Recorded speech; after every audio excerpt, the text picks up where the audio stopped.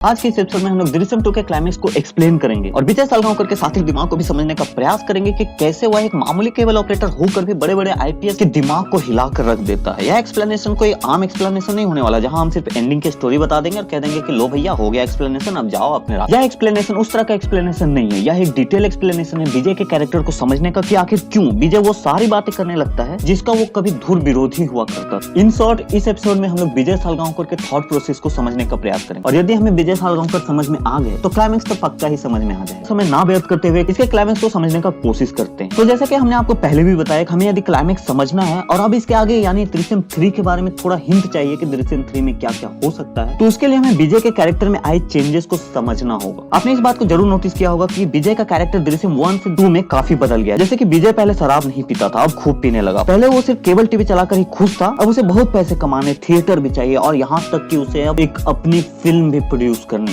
पहले वो काफी कंजूस किस्म का व्यक्ति था, पर अब वो इतना खर्चीला है कि उसे अपने बेबुनियाद सपनों को पूरा करने के लिए लोन भी लेना पड़ रहा है, उसे अपने पैतृक जमीन को भी बेचना पड़ रहा है। और सिर्फ इतना ही नहीं, विजय पहले टेक्नोलॉजी से काफी दूर रहता था, उसके पास अपना एक पर्सनल फोन तक नहीं था। बट दृश्यम 2 में तुम देखोगे कि वह अपने दोनों ऑफिस में सीसीटीवी लगवाया है, उसके डेस्क पे कंप्यूटर भी है और तो और स्मार्टफोन भी रखने लगा है। पहले उसके पास एक खटारा जीप थी जिससे वो कभी कभी घूमता था कहीं बाहर जाने का रहा तब, बट अब उसके पास काफी बढ़िया गाड़ी है जिससे वो हमेशा ही घूमते रहता। मतलब अगर मैं विजय में आए बदलाव को बताने लगूं तो 10-15 मिनट तो ऐसे ही निकल जाएंगे। इसलिए जो मेन बात मैं तुमको समझाना चाहता हूँ वो ये कि दृश्यम 2 का विजय दृश्यम 1 के विजय से बिल्कुल अपोजिट है। अभी सोचा है कैसा क्यों है? क्या अब विजय के मन में आकांक्षा पैदा होने लगी कि उसको भी अब बहुत ज्यादा पैसे वाले आदमी बनना है? कहीं वो आईपीएसों को छक्का छुड़ाकर ओवर कॉन्फिडेंस की वजह से ये सब तो नहीं कर रहा है, या इसके पीछे कोई और कारण है? यार ऐसा बात नहीं है कि वह अब ओवर कॉन्फिडेंस हो गया, उसे भी अब अमीर बनना है या अपने सपने पूरा करने का भूत सवार हो गया। एक्चुअली उसके कैरेक्टर में आए बदलाव का जो मेन कारण है वो है उसका साथी दिमाग। क्योंकि अगर विजय अपने कैरेक्टर में चेंजेस नहीं लाता तो आज विजय और उसका परिवार जेल में होता। सपोज कि विजय अगर सिर्फ केबल नेटवर्क चला रहा होता और अपनी जमीन बेचकर सिनेमा हॉल नहीं बनवाता तो उसके पास ढेर सारे पैसे नहीं आते, और अगर उसके पास ढेर सारे पैसे नहीं होते तो वो उस कब्र के रखवाली करने वाले का आर्थिक मदद नहीं कर पाता। अगर उसकी आर्थिक मदद नहीं होती तो वो सेम उसी तरह का कंकाल उसको नहीं दे पाता। कंकाल नहीं मिल तो विजय उसको रिप्लेस भी नहीं कर पाता, और रिप्लेस नहीं करता तो डीएनए भी मैच हो जाता, और अगर डीएनए मैच हो जाता तो फिर दृश्यम 1 में जितनी भी मेहनत की गई थी वो सब पानी में चला जाता। तो ये तो सिर्फ पहले चेंजेस है। पर अब तुम यहाँ से ये भी पूछ सकते हो कि भाई अगर उसे पैसे ही कमाने थे, पैसे की आवश्यकता थी ताकि वो कंकाल वाले को आर्थिक मदद कर सके, तो वो तो सिर्फ जमीन बेचकर ही पैसे इकट्ठा कर लेता, उसी से उसकी मदद कर लेता। मल्टीप्लेक्स की क्या जरूरत? वो इसलिए ताकि वो इस बात को प्रूव कर सके कि फिल्म उसका सिर्फ पैशन ही नहीं पागलपन है, और इसी पागलपन को दिखाकर विजय फिल्म राइटर से दोस्ती किया होगा कि मैं आपकी फिल्म का कितना बड़ा फैन हूँ, आपकी फिल्म को मैं अपने मल्टीप्लेक्स पे इतने दिनों तक लगा रखता हूँ और अब मैं अपनी एक फिल्म भी बनाना चाहता हूँ, ताकि फिल्म राइटर उस पर बिलीव कर ले कि हाँ ये आदमी फिल्म बनाने के लिए कुछ भी कर सकता है। और एक बार जब फिल्म राइटर उस पर बिलीव कर ले फिर क्या था वो तो आपको पता ही है। विजय उसके नाम पर बुक छपवा लिया, और बुक का कितना इंपॉर्टेंट है ये तुमने क्लाइमेक्स में देखा ही होगा। और राइटर से दोस्ती करने का फायदा सिर्फ बुक ही नहीं हुआ, उसके बचने के वो सारे तरीके वो राइटर ही अनजाने में उसे बता रहा था। बड़े बड़े ऑफिसरों से कंसल्ट कर वो आइडिया विजय को बता रहा था, और विजय उन आइडिया को इस्तेमाल करके अपने बचने का प्लान बना रहा था। और तुम्हें लग रहा होगा कि सिर्फ यही है कारण था जिसकी वजह से मल्टीप्लेक्स उसने खोला, तो ऐसा नहीं। अगर विजय मल्टीप्लेक्स नहीं खोलता तो हो सकता है कि राइटर उस पर बिलीव नहीं करता, क्योंकि वो एकमात्र केबल ऑपरेटर रहता, और केबल ऑपरेटर पर कौन ही बिलीव करता है कि उससे फिल्म बनाने का पागलपन है। और फिर वही बात कि अगर राइटर उस पर बिलीव नहीं करता तो बुक भी नहीं छपता, और फिर से विजय सालांखों के पीछे हो। मल्टीप्लेक्स बनवाकर विजय सिर्फ राइटर को ही नहीं बल्कि पूरी दुनिया को यह भ्रम देना चाहता था कि फिल्म बनाने का पागलपन उसके सर पे इतना सवार हो गया कि उसके लिए वो